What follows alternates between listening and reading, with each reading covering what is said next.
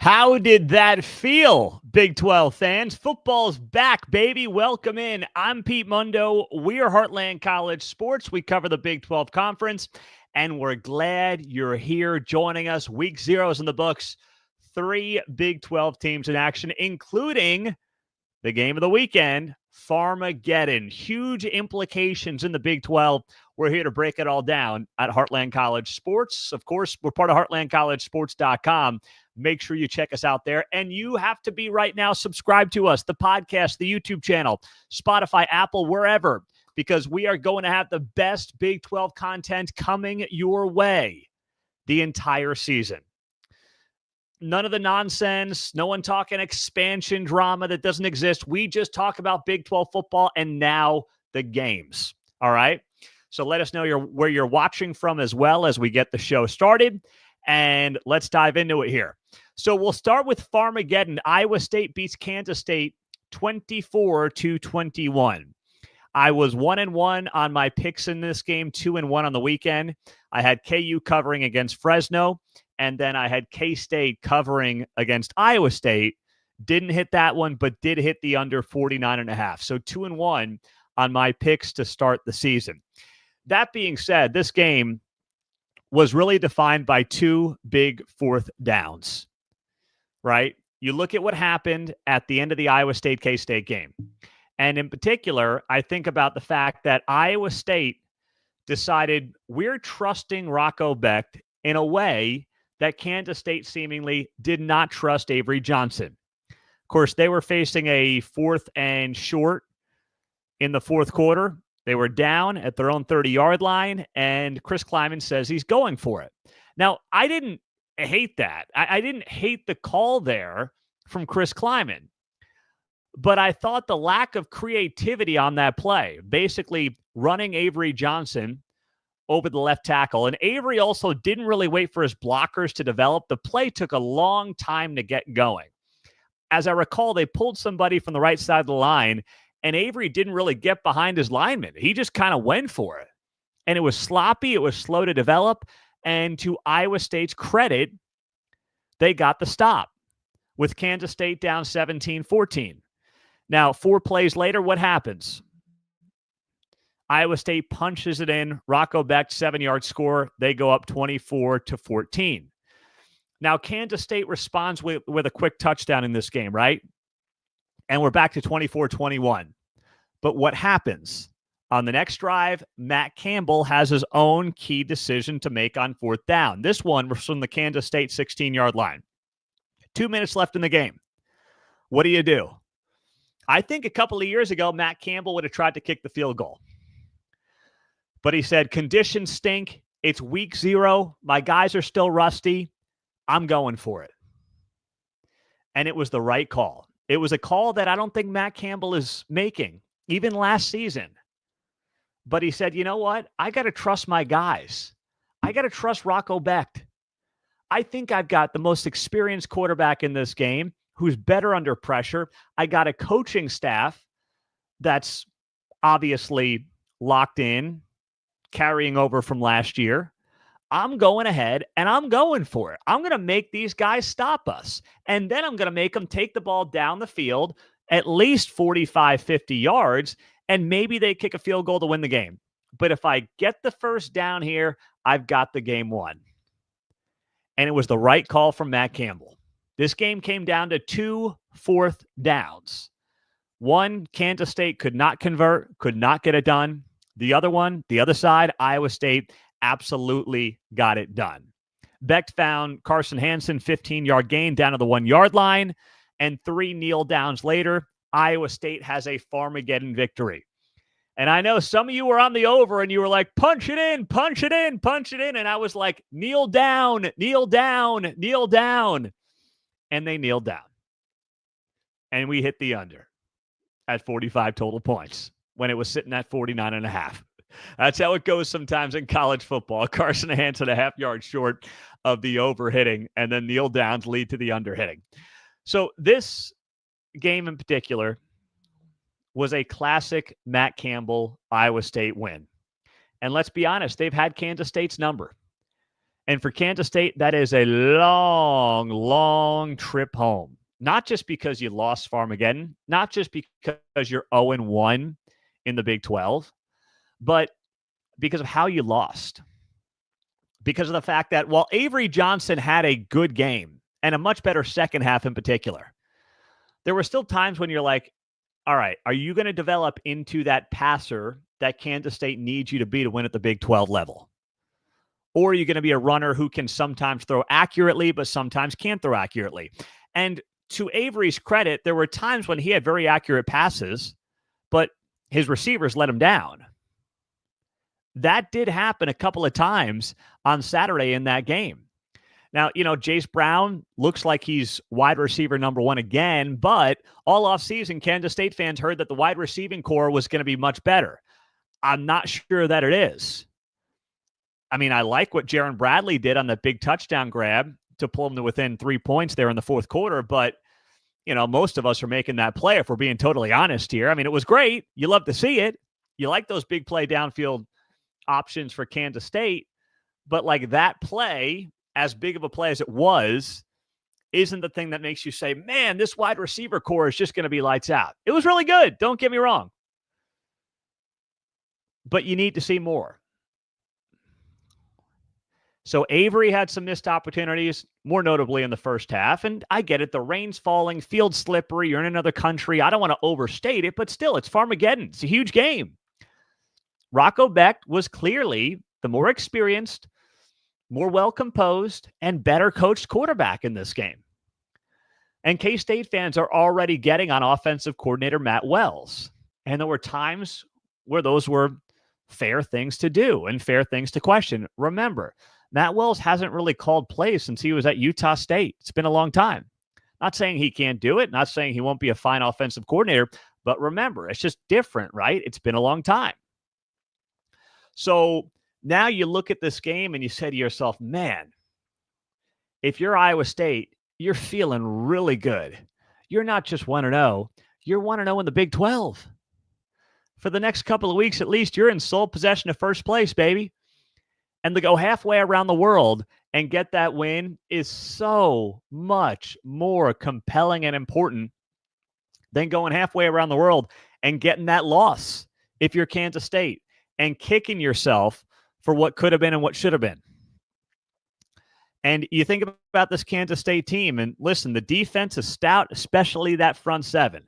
They are going to be a bear to deal with all year. But I still question what this offense is going to look like, especially with what happened with Dylan Edwards. Dylan Edwards, your star running back, your home state kid, tries to do too much on the first punt of the game by Iowa State. He fumbles. He gets hurt on the play. Iowa State recovers. Now, K-State got the ball back. There was no blood drawn on that big blunder. But still, it was one of those moments where now Dylan Edwards is injured, and we'll kind of wait and see what exactly happens here going forward. But if you told me that this was all going to happen to Kansas State, I would have been like, man, that's a brutal weekend. I mean, you lose Farmageddon, you lose Edwards. The way the game played out, you feel like you don't have the better quarterback in the game. You're questioning your own coaching staff. And oh, by the way, your star quarterback's dad and brother get into a viral brawl after the game. Man, that is brutal. And that's what happened. So if you haven't seen it, it's up on our forums, heartlandcollegesports.com. You can see it all over our website just because it's news. And Avery Johnson's family released a statement acknowledging that it was Avery's dad and Avery's brother who got into a fight after the game in a video that has gone viral all over social media. They say they apologize for their actions. They said it was senseless bickering, led to an unnecessary fight. They said they take full responsibility. They've apologized to their family, and they extend apologies to Kansas State, the alumni, and the fans, and they regret the incident. Well, I mean, that's the least they could do. It was an absolutely embarrassing moment for Avery Johnson and for the Kansas State Wildcats. And now you got to lick your wounds, come all the way back to Manhattan, and you got to figure out how to basically get the season back on track. I mean, you hate to say that after week 0, but Kansas State is way behind the 8 ball right now. And I don't want to say that. I don't say it with any kind of joy, but it's just indisputable right now based on how this game went. And, you feel bad for Avery Johnson. And now, by the way, don't overlook North Dakota coming to town next weekend on ESPN Plus at 6 p.m. on Saturday, August 30th. You can't overlook anything right now. Now, as for the Big 12, let's talk about that here and what this game means for the Big 12 Conference. I'm Pete Mundo. We're HeartlandCollegeSports.com. Like the video right now. Make sure you are subscribed to the channel. Football's here. What are you waiting for? If this is showing up in your podcast or YouTube algorithm, I won't let you down. I promise you, we won't let you down with Big 12 insight and coverage. It's not going to happen here on the show. All right? So what does Farmageddon mean for the Big 12? Week 0 in Dublin, Ireland. I still hate everything about it. I do. This game belongs on campus, okay? This was a big blow for K-State. They gave up the home game. They gave up a ton of revenue on campus, in the community, at bars, at restaurants. I can't stand it. And as much as I liked having Big 12 football back a week earlier than normal, and I liked actually seeing a Big 12 game on Big ESPN, how many people did you see on social media being like, oh, man, look at how sloppy this is. Boy, the Big 12's a slop fest. Most teams would have had a slop fest week 0 in that weather on Saturday. Let's be clear. But for people who wanted to dog on the Big 12, they had their reasons to dog on the Big 12. They were able to come out and basically say, well, look at the Big 12. They are not bringing it to the table today. This is a sloppy game. This is mediocre football. So they were always going to take that approach no matter what. And I just don't think it was worth it to be like, well, we're the only game in town on Big ESPN. Okay, and? Great. This game gets played in November. It probably has some kind of Big 12 title implications to it. It's on campus. You have two of the most underrated college campus experiences in the entire country between Bill Snyder Family Stadium and Jack Trice. Like, I want to showcase those. Okay, I don't get caught up in whatever might be good for ESPN. I don't much care what's good for ESPN. I care what's good for the schools, the programs, the coaches, the universities, the community as a whole, the business owners around these college towns. That's what I care about, not ESPN. And K-State gave up all that to go to Dublin and get handed a loss. And it's entirely possible that this season they do not recover. Not saying it's likely, not saying it's going to happen, but it's entirely possible they never recover from what just took place on Saturday. So I hope it was worth it to basically grovel at the feet of ESPN. I will never understand it. I wouldn't do this again if I was the Big 12. If the ACC wants to do it, fine. But, I mean, look at the teams, let's be honest, that have played in these games. It's never, I mean, this was by far the best one of these Dublin matchups. Not even close. All right? So that's where I'm just looking at it and saying, okay, I don't want to do this again. Last year was Georgia Tech, Florida State, Notre Dame, Navy before that. They had Northwestern, Nebraska a couple of years back. Next year, it's North Carolina and TCU. At least it's a non-conference game for TCU in that case. In 2 years, it's Pitt versus Wisconsin. I want no part of this ever again for a true Big 12 conference game. You want to do a non-con? Not as bothered, but a conference game, count me out. And yes, Curtis, on the YouTube channel, you're right.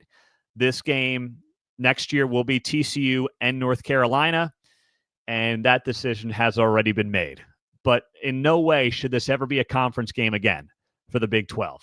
I'm out. I'm done.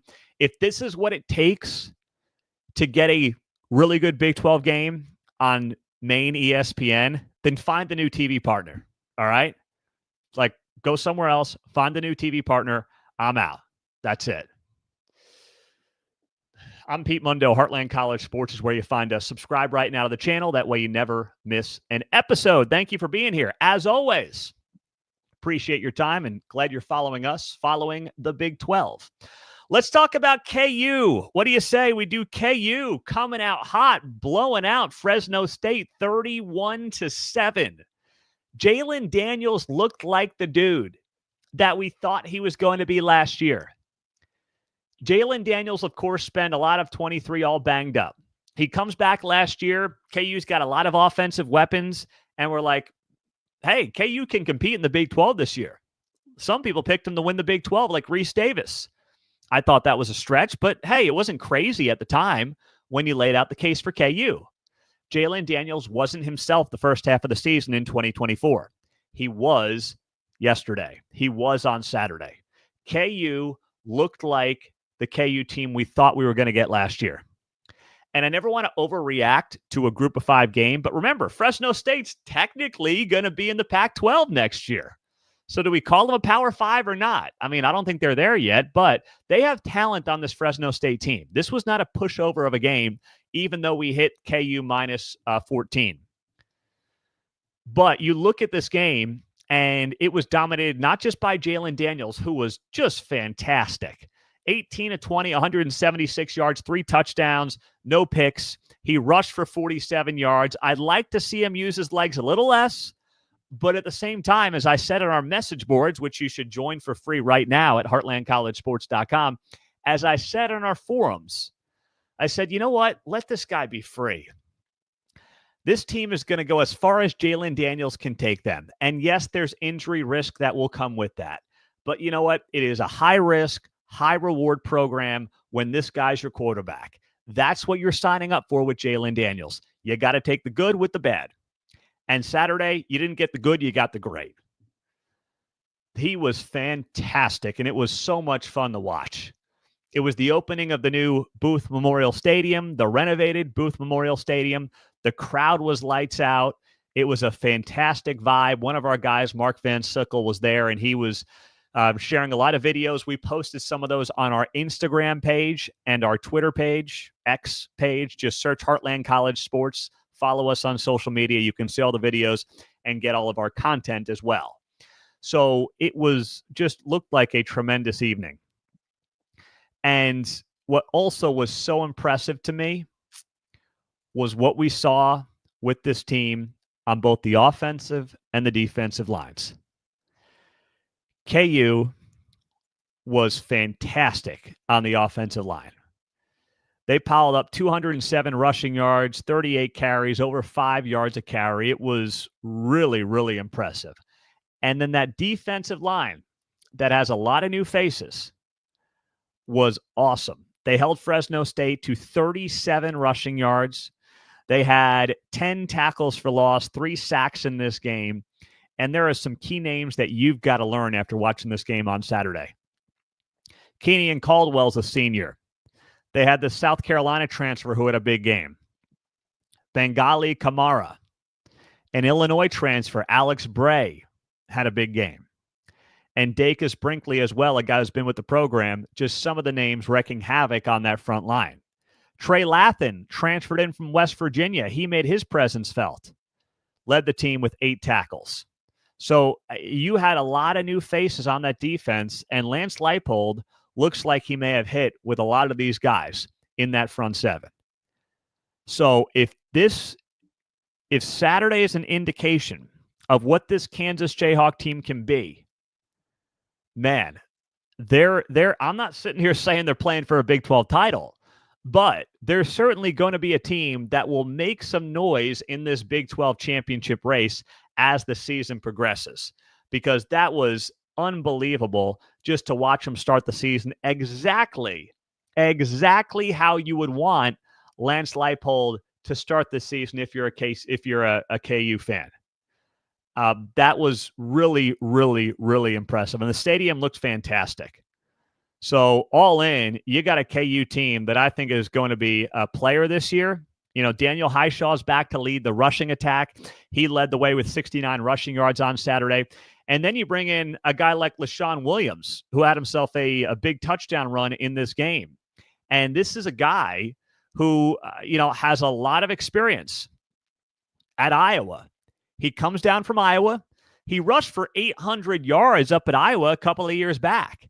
And now he's playing out his final year of eligibility with the Kansas Jayhawks. Like, this is the kind of stuff that I know if you're a diehard KU fan, you were thinking about, what a guy like LaShawn Williams could do for you this year. And you were locked in. You were like, dude, this guy can be a workhorse for us back there. He can be a great 1-2 punch with Highshaw. He can help us replace Devin Neal. But until you see him, you don't really know what you're getting, right? You can read all the stuff you want and all the different blogs, and you can hear from folks at practice and the coaching staff. But then when you see a guy like LaShawn Williams play like he did, rush for 57 yards on 6 carries, have a touchdown, you can visualize it. You can see it. And you can say, man, we may have something here. And that's exactly how KU fans are feeling right now. And that's how they should feel right now. So it was fantastic to watch that team play the way it did on Saturday. Curtis writes that KU looks like a contender. Like I said, I don't want to overreact, Curtis, to one game against a group of 5. But we've only got a couple of games under our belt, so let's overreact, man. You know what? Let's do it. Let's overreact. I'm with you, Curtis. I think they're going to be in the mix, brother. I do. I think they'll be in games in November that have Big 12 playoff implications. That's what I think is fair to say about KU. And you know what might be a big one before we get to the month of November? You look at a game they have in Lubbock, Texas, that is happening on October 11th. And suddenly I'm like, man, what could that game mean? And then 2 weeks later, they're home in the Sunflower Showdown against K-State to wrap up the month of October on the 25th. Like, that game, now you look at and you say, is that like an elimination game with the way K-State started, being 0-1 in Big 12 play? Is that one of the last games in the month of October for the Big 12? That's that early part of the elimination phase that we go through in the month of November with this conference that's going to be wide open. It's entirely possible that that's exactly how it plays out. So this is going to be a heck of a season. Week 0 is over. We now are on to week 1. So there you go. Jay writes, almost every podcast picked K-State. Yeah, I was on K-State. I was wrong about that. I admit. I went 2-3 or 2-1 on my picks, 2 for 3 on my picks. I had K-State minus the points, lost that. I had the under on Farmageddon, won that. And then I had KU minus 14, hit that one as well. So, I'll take a 2-1 start. I'll take it every single time. Good stuff from you guys. I'm just so glad that football is back, and I know many of you are as well. We got folks listening all over the country. We got Lubbock in the house, Dallas, Austin. Let's see, where else? Oklahoma City is here. Did I see that right? Oh, my goodness. Oh, we got Shattuck, Oklahoma, Western Oklahoma. Used to call some high school games back in Shattuck. Nice little town there, right off of the eastern Texas Panhandle border. How about that? Lawrence, Kansas is here. Of course, we got a lot of Kansas in the house as well for this game. We got Vancouver. Welcome into the show from Vancouver. Across the border. No tariff for this show, I promise you. It's always free. The only thing we ask you to do is make sure that you are subscribed right now to the channel. And then share the show with a buddy or two, okay? There are thousands of you consuming our content. There are thousands who aren't. So share the show, share the podcast, and drop that 5-star rating and review. Send me a screenshot to Pete Mundo, Mundo, and we will get you in the running for some Big 12 Heartland College sports merch. And if you're not on the forums, hop on there at heartlandcollegesports.com. We are back. We appreciate you as always, and we will talk to you soon here at heartlandcollegesports.com. I'm Pete Mundo. Have a great day. Football is back. And oh, yeah, today is my birthday. So that's my last pitch. It's the big 3-7 for me. Someone tell me if I'm still in my mid-30s or am I now in my late 30s? Can I get away with mid-30s for one more year at 37? Is that cool? You okay with that? But you know what? That's what I'm asking you for my birthday. Subscribe, leave a rating and a review, and share the show. Thank you to your birthday wishes coming on through. I do appreciate that. So that's all I'm asking you for here. That's it. I think it's a simple request. All right. Thank you, guys. I appreciate it. And we'll talk to you soon at heartlandcollegesports.com. See you later.